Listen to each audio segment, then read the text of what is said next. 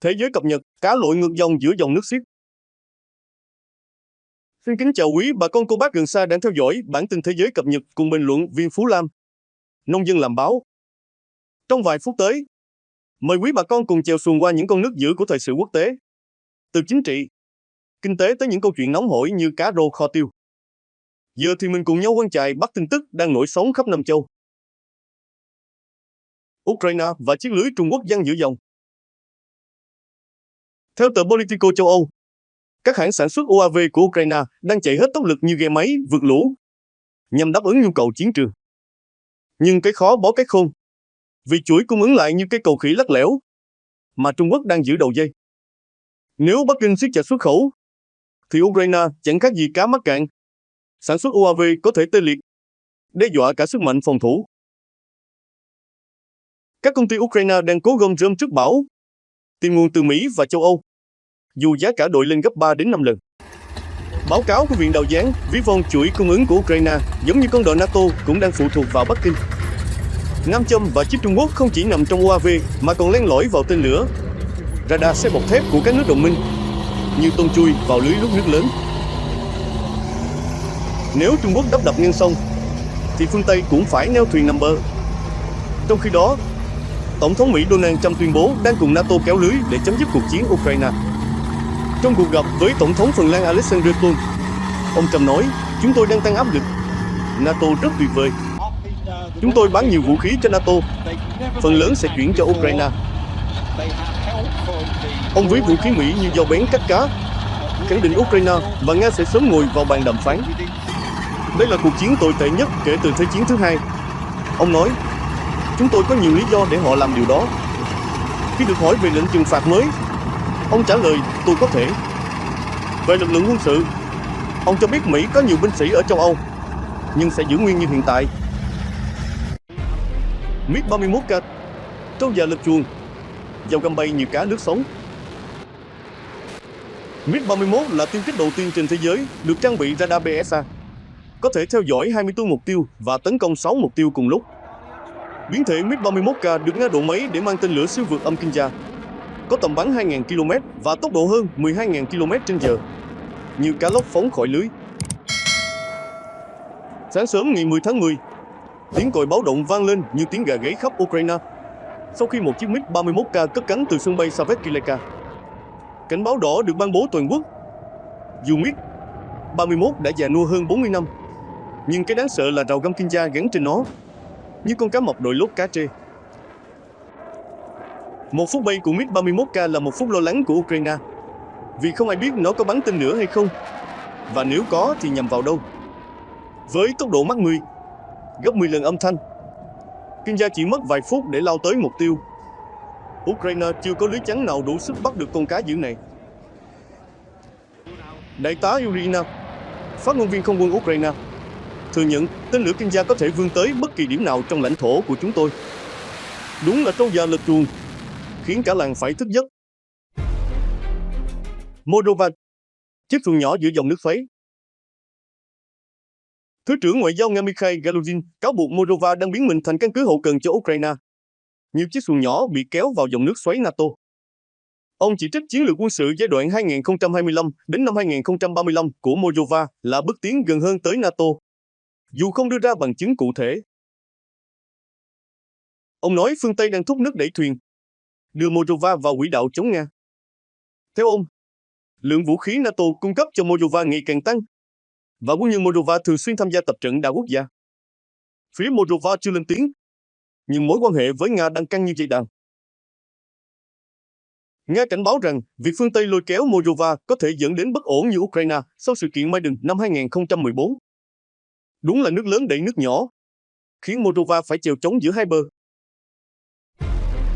Ukraine đáp trả, cắt điện như cá cắn dây câu. Ukraine vừa tung ra một trong những đợt tấn công UAV lớn nhất từ đầu xung đột, khiến hàng nghìn người Nga ở tỉnh biên giới Belgorod mất điện. Tổng thống Volodymyr Zelensky tuyên bố sẽ cắt điện khu vực Belgorod và Kursk nếu Ukraine tiếp tục bị mất điện diện rộng. Trong họp báo ngày 8 tháng 10, ông Zelensky nói các cuộc tấn công vào hạ tầng năng lượng Ukraine phần lớn xuất phát từ hai khu vực này. Ông tuyên bố sẽ đáp trả công bằng, như cá cắn dây câu, khiến Belgorod và Kursk cũng phải sống trong bóng tối. Sau đợt tấn công bằng UAV, Bộ Năng lượng Ukraine cho biết nhiều khu vực như Sumy, Kharkov, Odessa và Lviv bị mất điện, như đèn dầu tắt giữa đêm giông. Để đáp trả, Kiev tuyên bố sẽ tăng lực chèo bằng cách tập kích vào hạ tầng dầu mỏ của Nga, nơi được ví như bầu sữa nuôi quân đội Moscow. Chiến dịch này khiến một số vùng Nga rơi vào cảnh thiếu nhiên liệu, giá xăng tăng như nước lũ tràn đồng. Theo quân đội Ukraine, từ tháng 1 đến tháng 5, các đòn tấn công đã gây thiệt hại trực tiếp hơn 1,3 tỷ USD và gián tiếp lên tới 9,5 tỷ USD. Nhiều cá rô quỷ đạp làm vỡ chân dầu.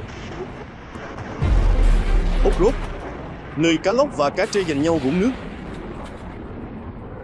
Tổng thống Zelensky cho biết quân Nga đã được lệnh tấn công Pokrovsk, tỉnh Donetsk bằng mọi giá. Ukraine thì gom rơm trước bão, đưa quân dự bị tới để phản công. Ông Denis Pushilin, lãnh đạo do Nga bổ nhiệm, nói quân Nga đang giữ vững Dobropia và mở rộng vùng kiểm soát, như trâu già lật chuồng, không chịu rút lui. Theo Washington Observer, Nga bất ngờ tái triển khai 4 lữ đoàn từ Pokrovsk để khoan phá Donetsk Ropechok, nhưng phát hiện được mạch nước ngầm, liền đào giếng sâu. Quân Nga đang dùng lực, liên tục điều động binh sĩ như Thùy Nam, Điều 6, quyết tung đòn quyết định. UAV Ukraine, cá lóc Bisat, đánh thẳng vào tổ ong. Tại cơ sở UAV Nga tấn công khiến 2 người dân bị thương. Tại Donetsk, Ropechok, pháo và UAV gây thiệt hại nặng. Tại Chernihiv, thị trấn Netyn bị UAV tấn công, làm hư hại nhà dân và phòng khám. Tại Sumy, 2 tòa trung cư bị phá hủy, như nước lũ cuốn trôi bờ đê. Ngày 9 tháng 10, 2 kênh Telegram của Nga đưa tin Ukraine dùng tên lửa FP5 Flamingo để tấn công, nhưng không rõ số lượng hay địa điểm. Cũng trong ngày đó, ông Zelensky xác nhận Ukraine đã dùng cặp tên lửa Flamingo và Neptune, có tầm bắn từ 1.000 đến 3.000 km, như cá lóc phóng khỏi lưới, bay thẳng vào tổ ong Nga. Trước đó, Ukraine đã phóng 4 tên lửa Neptune vào nhà máy Elektronato ở Brian. Các UAV light như Balyoninia và Dukta cũng bắt đầu được sử dụng để tấn công không quân sự và tháp biển. UAV tầm Salyuty đã đánh vào các cơ sở xuất khẩu dầu US Teluga và Bremov, như cá tra vượt đập, đánh thẳng vào tim nguồn cung. Hòa bình, chiếc xuồng chưa tìm được bến đỗ. Phát ngôn viên Điện Kremlin Dmitry Peskov nói Ukraine không mặn mà với hòa bình, vì vẫn tin có thể đảo ngược tình thế, như người chèo xuồng ngược dòng, hy vọng nước đổi chiều. Ông cho rằng Kiev bị ảnh hưởng bởi châu Âu, không hướng tới đàm phán thực sự. Moscow cáo buộc Ukraine trì hoãn đối thoại, dù hai bên từng đồng ý tại Istanbul về việc lập nhóm công tác. Nhưng Ukraine đã đơn phương đình chỉ, như bỏ lưới giữa dòng, không buồn kéo cá. Chiến lược truyền thông của Kiev bị cho là thay đổi liên tục, bỏ qua đề xuất thực tế từ Nga. Tomahawk, mũi lao xuyên sống. Tổng thống Zelensky tiết lộ trong cuộc gặp tại New York, Tổng thống Mỹ Donald Trump có vẻ cởi mở với yêu cầu về tên lửa hành trình Tomahawk, nhưng người chủ ghe đồng ý cho mượn mái chèo.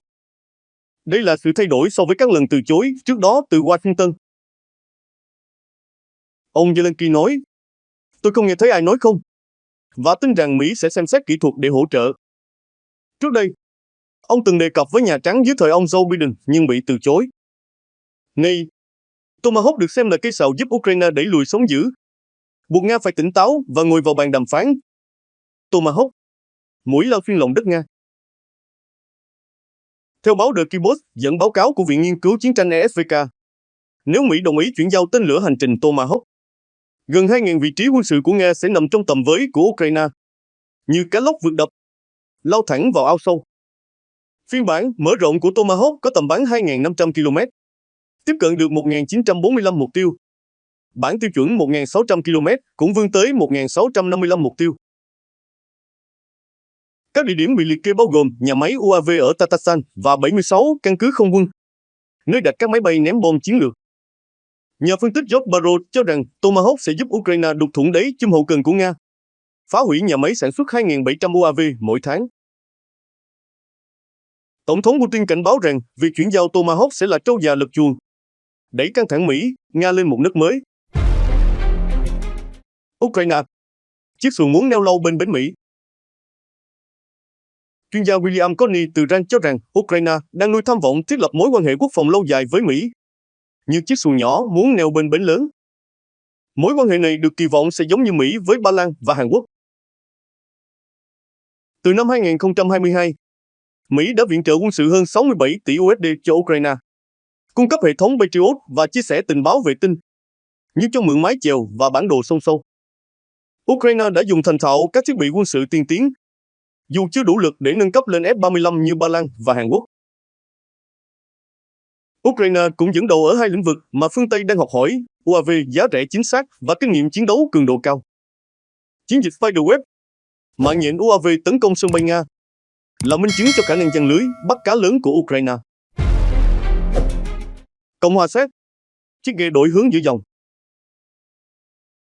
Tại Cộng hòa Séc, tỷ phú Andrej Babis, người vừa thắng cử, tuyên bố sẽ không dùng ngân sách quốc gia để mua vũ khí cho Ukraine.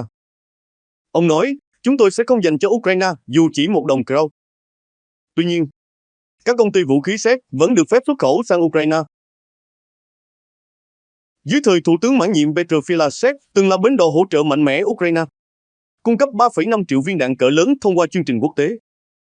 Đức là một trong những nước đóng góp tài chính. Ông Babis kêu gọi NATO tiếp quản sáng kiến đạn dược của Séc, như trao mái chèo cho người khác chèo tiếp. Khi được hỏi về việc Ukraine gia nhập EU, ông trả lời, các bạn chưa sẵn sàng. Chúng ta cần chấm dứt chiến tranh trước. Ukraine, cá linh lội nước lũ, mong tìm bến EU. Tổng thống Ukraine Volodymyr Zelensky tuần trước đã kêu gọi EU đẩy nhanh tiến trình đàm phán gia nhập, như cá linh lội nước lũ, mong tìm được bến đỗ. Ông nói với các lãnh đạo Bruxelles rằng Ukraine cần bước tiến thực chất. Phía Moscow, dù phản đối Ukraine gia nhập NATO, lại không phản đối việc nước này vào EU, vì EU là khối kinh tế, không phải liên minh quân sự.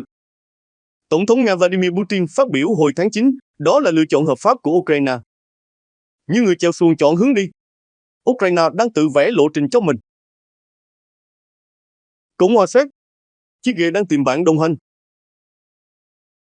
Tại Praha, ông Babis, người vừa thắng cử, đang đàm phán liên minh với hai đảng SPD và Motoric. Đảng A, nó của ông nắm 80 trên 200 ghế. Nếu được ủng hộ từ hai đảng nhỏ, liên minh sẽ có 108 ghế. Nhiều chiếc ghe tìm được bạn đồng hành để vượt sông. Tổng thống Petr Pavel thông báo quốc hội mới sẽ nhóm họp phiên đầu tiên vào ngày 3 tháng 11, như buổi họp chợ đầu mùa, nơi các phe nhóm bắt đầu phân chia vai chèo. Máy bay RC-135U, chim trinh sát bay vòng trời Âu. Theo Abbott, một máy bay trinh sát RC-135U của Mỹ đã cất cánh từ Anh sáng ngày 7 tháng 10, bay qua các quốc gia Baltic rồi vòng quanh Kaliningrad, như chim trời bay dò từng ngọn sóng. Chuyến bay kéo dài 7 giờ, xuất phát từ căn cứ Mindenhall lúc 8 giờ 32 phút sáng và trở về lúc 3 giờ 36 phút chiều. Loại máy bay này chuyên thu thập thông tin điện tử về radar và hệ thống liên lạc đối phương, có khả năng tiếp nhiên liệu trên không. Như cá voi không cần ngoi lên mặt nước, cứ thế mà bơi mãi. Kaliningrad, vùng đất nhỏ nằm giữa Ba Lan và Litva, là ổ cá dữ của Nga, nơi đặt hạm đội Baltic và hệ thống tên lửa tiên tiến. Chuyến bay trinh sát diễn ra giữa lúc NATO cáo buộc Nga gây ra chiến tranh hỗn hợp khắp châu Âu. UAV, cá lóc quẩy đuôi gây sóng sân bay. Nhiều vụ việc liên quan đến UAV đáng ngờ đã xảy ra. Tại sân bay Munich ngày 3 tháng 10, sự xuất hiện của UAV khiến hàng chục chuyến bay bị hủy hoặc chuyển hướng, ảnh hưởng hơn 10.000 hành khách. Nhiều cá lóc quẩy đuôi làm vỡ chung nước. Thủ tướng Đức Friedrich Merz nghi ngờ Nga đứng sau, dù khẳng định UAV không mang vũ khí, chỉ bay dò thám. Hồi tháng 9, Ba Lan báo cáo hơn 20 UAV nghi của Nga xâm phạm không phận, như cá tra lội ngược dòng, gây ra sự cố chưa từng có. Thủ tướng Ba Lan Donald Tusk cảnh báo, đây là lần gần nhất chúng ta chứng kiến xung đột công khai. Dù mục đích chuyến bay ngày 7 tháng 10 chưa được xác nhận, Flyradar 24 cho biết máy bay ZAK-37 cũng bay quanh Kaliningrad ngày 2 tháng 10, trùng thời điểm UAV gây rối ở Munich. Cảm ơn bà con đã cùng chèo xuồng qua 4 phần bản tin. Mong rằng những con nước thông tin này giúp bà con hiểu rõ hơn về tình hình thế giới, nơi mỗi con cá, mỗi chiếc ghe đều đang tìm cách vượt sóng dữ để tới bến bình yên.